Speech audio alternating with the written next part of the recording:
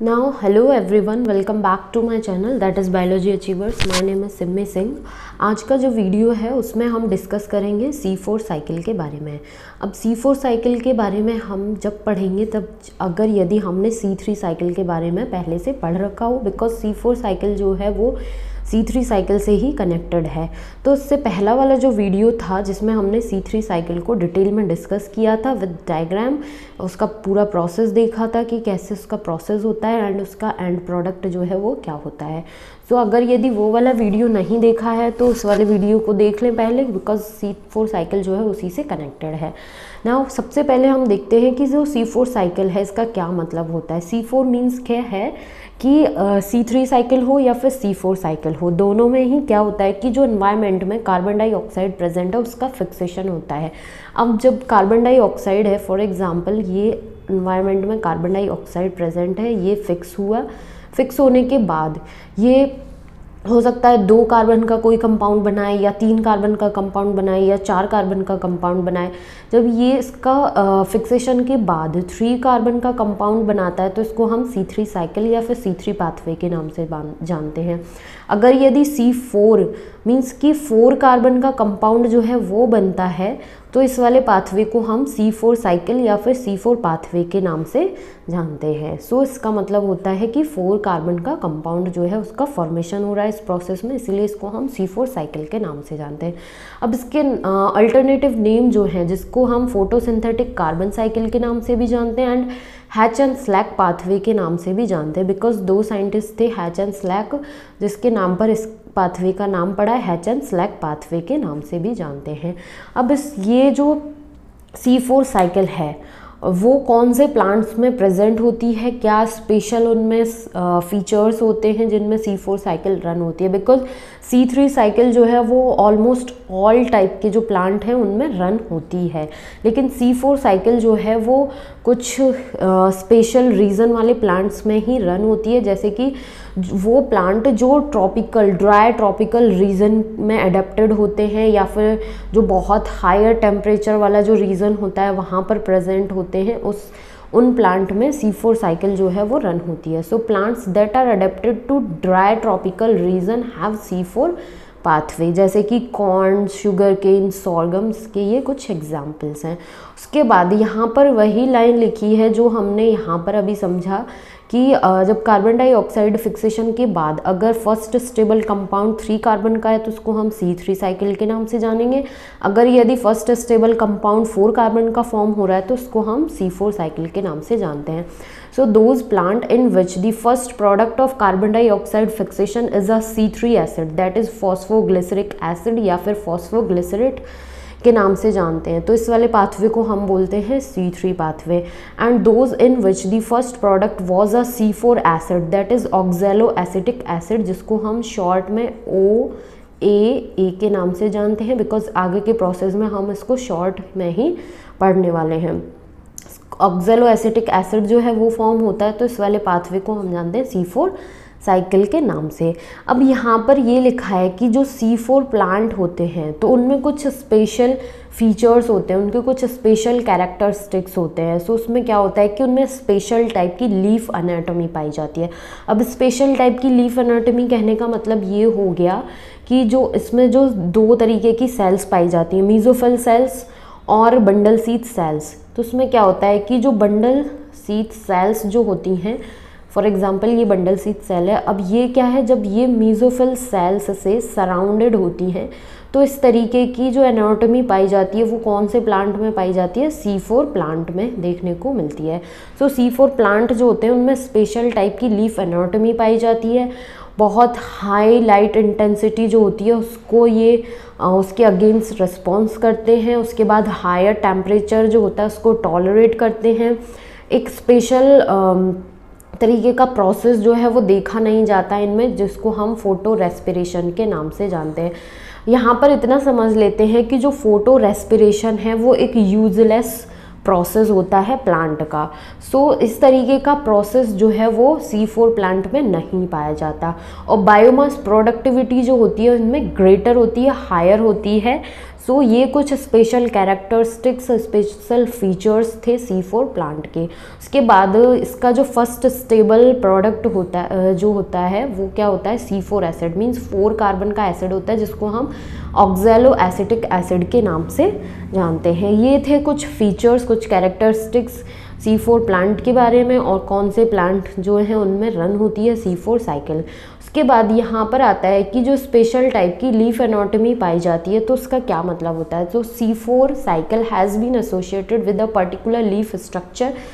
C4 cycle जिन plant में पाई जाती है उनका जो लीफ स्ट्रक्चर होता है वो कुछ स्पेशल टाइप का होता है। सो उसमें कुछ स्पेशल टाइप की एनाटॉमी पाई जाती है जिसको हम क्रेन्स एनाटॉमी के नाम से जानते हैं। अब यहाँ पर ये वाला जो पॉइंट है ये इम्पॉर्टेंट हो जाता है बिकॉज जो नीट का एग्ज़ाम है या अदर कॉम्पिटिटिव एग्ज़ाम्स जो होते हैं उनमें इससे रिलेटेड क्वेश्चन पूछ लिया जाता है कि क्रेन्स एनाटॉमी जो है वो कौन से प्लांट में देखने को मिलती है, मींस C3 प्लांट्स में, C4 प्लांट्स में, या फिर C2 साइकिल जिन प्लांट्स में रन होती है उनमें कौन से वाले प्लांट्स में देखने को मिलती है। तो उसका करेक्ट आंसर क्या हो जाता है, C4 प्लांट्स जो होते हैं उनमें क्रेन्स एनाटॉमी पाई जाती है। क्रेन्स एनाटॉमी का अभी हमने मतलब देखा था कि बंडल सीड सेल्स जो है वो सराउंडेड होती है मीजोफिल सेल्स से। सो इस तरीके का एक स्पेशल स्ट्रक्चर पाया जाता है C4 प्लांट्स में। तो इसका क्या मतलब है, typical Kranz anatomy exhibit means show. So Kranz anatomy show the inner ring of bundle sheath cells, means अंदर में बंडल सीड सेल्स की एक रिंग लाइक स्ट्रक्चर होगा जो कि सराउंडेड होगा vascular tissue and mesophyll cells से। सो इस तरीके का जो स्ट्रक्चर होता है उसको हम क्रेन्स एनाटॉमी या फिर स्पेशल लीफ एनाटॉमी के नाम से जानते हैं। ये थे कुछ स्पेशल पॉइंट्स, कुछ special characteristics about C4 plants. अब इसके बाद अब हम चलते हैं प्रोसेस की तरफ कि C4 प्लांट्स में जो प्रोसेस देखा जाता है वो कितने स्टेप्स में कंप्लीट होता है। सो C4 प्लांट में जो साइकिल रन होती है, C4 साइकिल जिसको हम जानते हैं, तो उसमें क्या होता है, सबसे पहले फिक्सेशन का प्रोसेस होता है। उसके बाद जो कंपाउंड बन रहा है उसका ट्रांसपोर्ट होगा, ट्रांसपोर्ट होने के बाद डीकार्बोक्सिलेशन होगा, डीकार्बोक्सिलेशन के बाद जो कंपाउंड बनेगा उसका अगेन ट्रांसपोर्ट होगा, ट्रांसपोर्ट होने के बाद अगेन रीजनरेशन का प्रोसेस देखा जाएगा। इस वाले पूरे को पढ़ने से पहले हम स्ट्रक्चरल बेसिस पर इस प्रोसेस को समझते हैं, उसके बाद इस वाली स्लाइड पर आएंगे। सो यहाँ पर हम देख सकते हैं एक स्ट्रक्चर, तो ये एक हमें सेल शो हो रही है और एक ये सेल शो हो रही है। तो पहला वाला जो सेल होता है उसको हम जानते हैं मीजोफिल सेल के नाम से। उसके बाद इसमें एक प्लाज्मा मेम्ब्रेन या फिर डिफ्यूज़न बैरियर, ये जो है डिफ्यूज़न बैरियर या फिर प्लाज्मा मेम्ब्रेन जो है वो उस तरीके से प्रेजेंट होती है। उसके बाद जो दूसरा वाला सेल होता है उसको हम जानते हैं बंडल सीड सेल के नाम से। जैसा कि हम देख चुके हैं स्पेशल टाइप की लीफ एनाटॉमी में कि बंडल सीड सेल्स जो हैं वो मीजोफिल सेल्स से सराउंड होती हैं। तो क्या होगा कि जो एटमॉस्फेरिक कार्बन डाइऑक्साइड है, मींस जो एनवायरनमेंट में कार्बन डाइऑक्साइड प्रेजेंट है वो डिफ्यूज़ होगी मीजोफिल सेल्स में। मीजोफिल सेल्स में डिफ्यूज़ होने के बाद ये बाइकार्बोनेट की फॉर्म में प्रेजेंट होती है। तो ये बाइकार्बोनेट जो है वो एंड फॉस्फोइनोल पाइरूवेट, ये क्या है, इसका फिक्सेशन होता है। फिक्स होने के बाद यहाँ पर एक एंजाइम जो है वो इन्वॉल्व होता है जिसको हम शॉर्ट में यहाँ पर लिख लेते हैं पैपकेज के नाम से। इसकी फुल फॉर्म क्या होती है, फॉस्फोइनोल पाइरूवेट कार्बोक्सिलेज। इस एंजाइम की हेल्प से इसका फिक्सेशन होता है C4 एसिड में। C4 acid means oxalo acetic acid जो है ये फॉर्म हुआ। इसका फॉर्मेशन होने के बाद यहाँ पर प्लाज्मा मेम्ब्रेन डिफ्यूज़न बैरियर की हेल्प से ये C4 एसिड जो है वो ट्रांसपोर्ट हो जाता है। ट्रांसपोर्ट होके कहाँ आ जाता है, बंडल सीड सेल्स में। अब बंडल सीड सेल्स में ये ट्रांसपोर्ट होता है। तो यहाँ पर ट्रांसपोर्ट होने से पहले क्या होता है कि जो ऑक्सैलो एसिटिक एसिड जो फॉर्म हुआ है ये क्या है, इसका अगेन ये एक और फॉर्म में C4 एसिड की फॉर्म में कन्वर्ट होता है जिसको हम बोलते हैं OAA। ये क्या है, ये मैलेट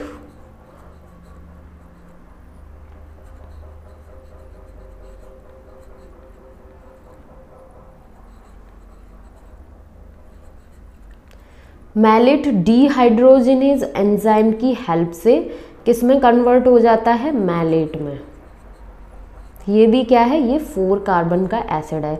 सो ऑक्जेलो एसिटिक एसिड जो है ये बना, यहाँ पर क्या होगा कि ये मैलेट डिहाइड्रोजनेज की हेल्प से मैलेट में कन्वर्ट हो जाएगा। सो मैलेट बना मीजोफिल सेल्स में। अब ये जो मैलेट है ये क्या होगा, ट्रांसपोर्ट हो जाएगा कहाँ पर, बंडल शीथ सेल्स में। सो यहाँ पर ये जो C4 एसिड लिखा है ये क्या है, ये हमारा यहाँ पर है मैलेट।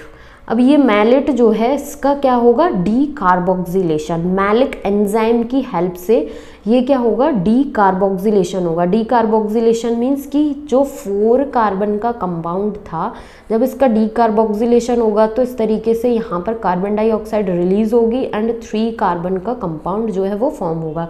सो यहाँ पर हम देख सकते हैं कि डी कार्बोक्सिलेशन प्रोसेस के थ्रू यहाँ पर कार्बन डाइऑक्साइड इस तरीके से रिलीज हो गई एंड C3 एसिड बनता है जिसको हम जानते हैं पाइरूवेट के नाम से।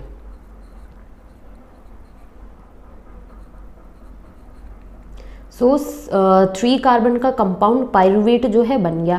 अब ये क्या है कि बंडल शीथ सेल्स जो है उसमें जो केल्विन साइकिल के एंजाइम्स, जो केल्विन साइकिल को रन करने के लिए एंजाइम्स इंपॉर्टेंट होते हैं, वो बंडल शीथ सेल्स जो हैं उसमें अच्छे खासे अमाउंट में प्रेजेंट होते हैं। तो ये जो कार्बन डाइऑक्साइड रिलीज हुई है ये क्या है, केल्विन साइकिल जो है उसके थ्रू यूज़ किया जाता है, उसके थ्रू उसका फिक्सेशन होता है। फिक्सेशन होने के बाद इसमें क्या है कि triose, phosphate, carbohydrate, glucose, sugar molecules जो है यहाँ से केल्विन साइकिल के थ्रू उसका फॉर्मेशन हो जाता है। और ये जो डीकार्बोक्सिलेशन के बाद जो C3 एसिड बनाता है जिसको हम पाइरूवेट के नाम से जानते हैं, इसका अगेन ट्रांसपोर्ट हो जाता है। कहाँ पर ट्रांसपोर्ट हो जाता है, मीजोफिल सेल्स में। सो ये अगेन मीजोफिल सेल्स में ट्रांसपोर्ट हो जाता है। मीजोफिल सेल्स में ट्रांसपोर्ट होने के बाद ये क्या है, पाइरूवेट जो C3 एसिड ये क्या है, ये इसका रीजनरेशन होता है। मीन्स कि पाइरूवेट जो बना था अगेन वो फॉस्फोइनोल पाइरूवेट में कन्वर्ट होगा। तो यहाँ पर कौन सा एंजाइम, जिसको हम जानते हैं पाइरूवेट फॉस्फेट डाइकाइनेज, यहाँ पर मैं लिखती हूँ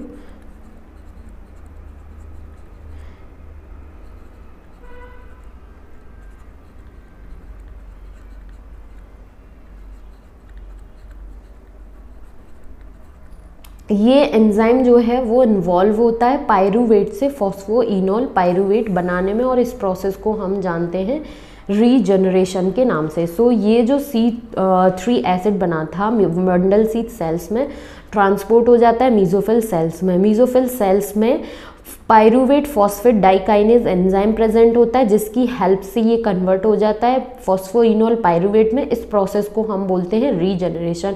बिकॉज फॉस्फोइनोल पाइरूवेट जिसको हम शॉर्ट में जानते हैं पैप के नाम से, ये क्या है, ये कार्बन डाइऑक्साइड एक्सेप्टर मॉलिक्यूल होता है। सो इसका रीजनरेशन जो है वो होना बहुत ज़रूरी होता है।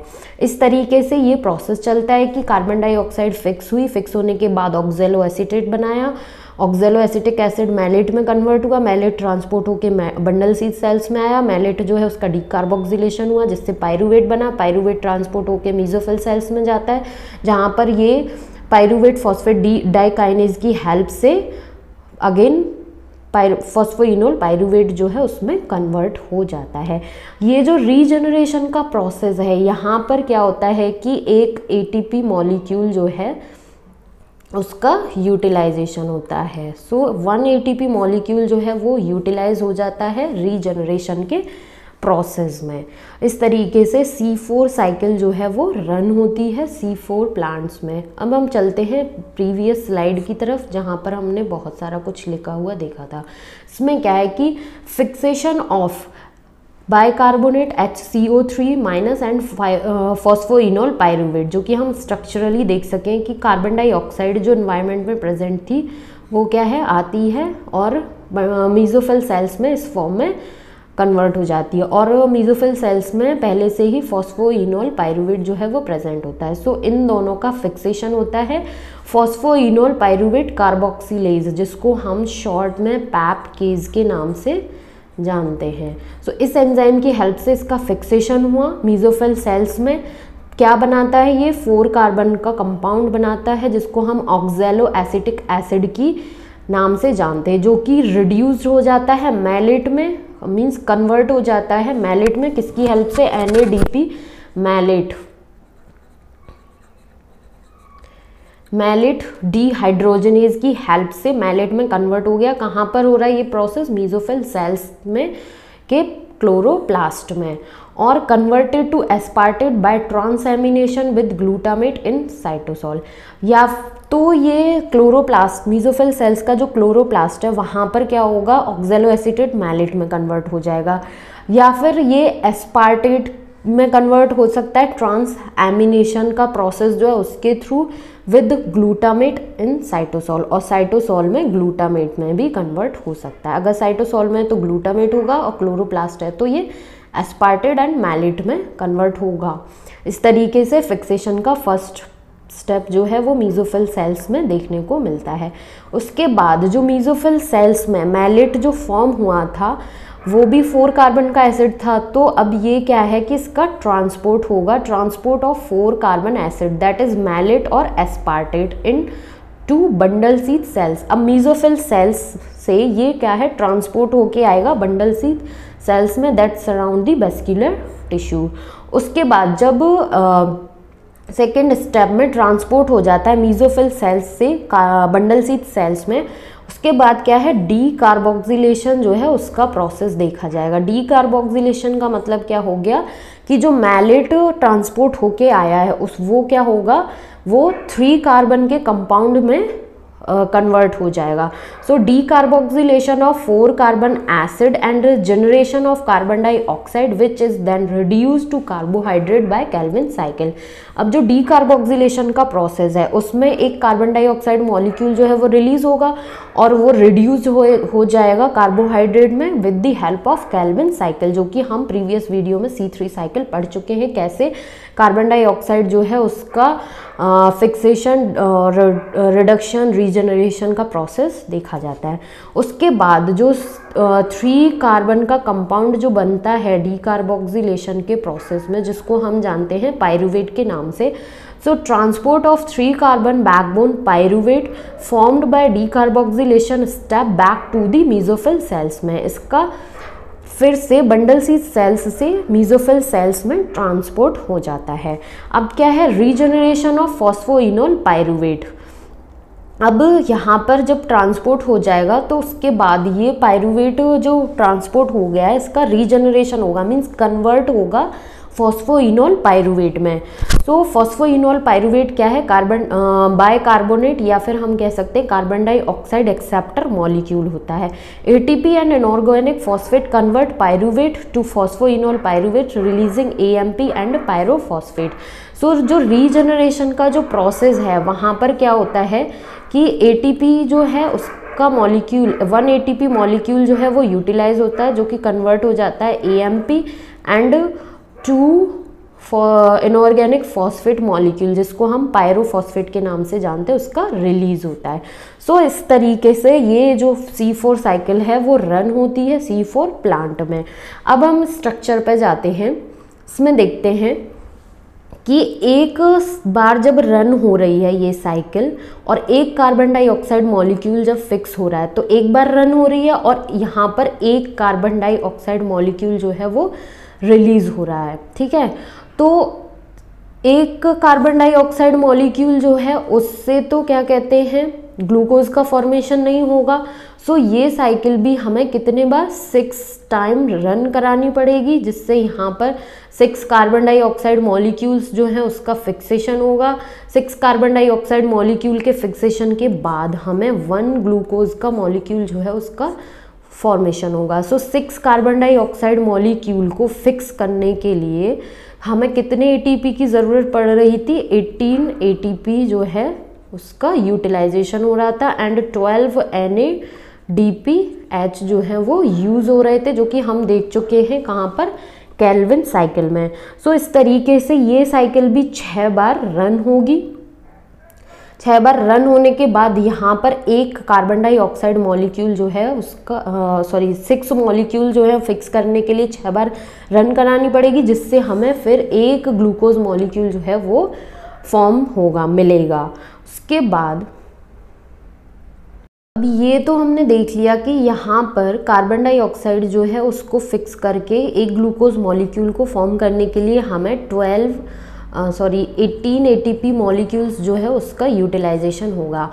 और यहाँ पर हम देख चुके हैं कि जो रीजनरेशन का प्रोसेस है उसमें क्या है, एटीपी जो है उसको यूटिलाइज किया जाता है फॉर द रीजनरेशन प्रोसेस। तो एक कार्बन डाइऑक्साइड जो मॉलिक्यूल है जो यहाँ पर रन होके आ रहा है, सो इसमें जो रीजनरेशन का जो प्रोसेस है उसमें क्या है कि 2 एटीपी के मॉलिक्यूल्स जो हैं वो यूटिलाइज होते हैं रीजनरेशन के प्रोसेस में, और एक कार्बन डाइऑक्साइड मॉलिक्यूल जब फिक्स हो रहा है। सो जब ये साइकिल 6 बार रन होगी, मींस कि 6 कार्बन डाइऑक्साइड मॉलिक्यूल्स जो है उसको फिक्स कराने के लिए यहाँ पर कितने एटीपी यूज़ हो जाएंगे, 12 एटीपी। C4 साइकिल में 12 एटीपी रीजनरेशन के प्रोसेस में हो जाएंगे और टोटल 18 एटीपी जो हैं वो यूज़ होते हैं C3 साइकिल में। सो C3 प्लस C4 साइकिल जो है उसमें टोटल कितने एटीपी मॉलिक्यूल्स जो हैं वो यूटिलाइज हो जाते हैं, ये हो जाते हैं 30 एटीपी मॉलिक्यूल्स जो हैं वो टोटल यूटिलाइज हो जाते हैं C4 एंड C3 साइकिल में मिलाकर। सो इस तरीके से C4 साइकिल जो है उसका प्रोसेस देखा जाता है। आई होप कि जो एटीपी का यूज़ है, कितने यूज़ हो रहे हैं और किस तरीके से उसको कैलकुलेट किया है वो भी अच्छे से समझ में आ गया होगा, और C4 cycle and C3 cycle भी अच्छे से समझ में आ गए होंगे। अगर यदि कोई क्वेरी रहती है या फिर कोई पॉइंट समझ में नहीं आता है तो उसके लिए आप मुझे कमेंट कर सकते हैं, जिससे कि मैं आपको उस पॉइंट को और अच्छे से समझा सकूँ। उसके बाद अगर मेरे वीडियो पसंद आते हैं तो चैनल को सब्सक्राइब कर सकते हैं, वीडियो को शेयर और लाइक कर सकते हैं, जिससे कि आपके दोस्तों तक भी ये इन्फॉर्मेशन डिलीवर हो सके। Thank you so much for watching.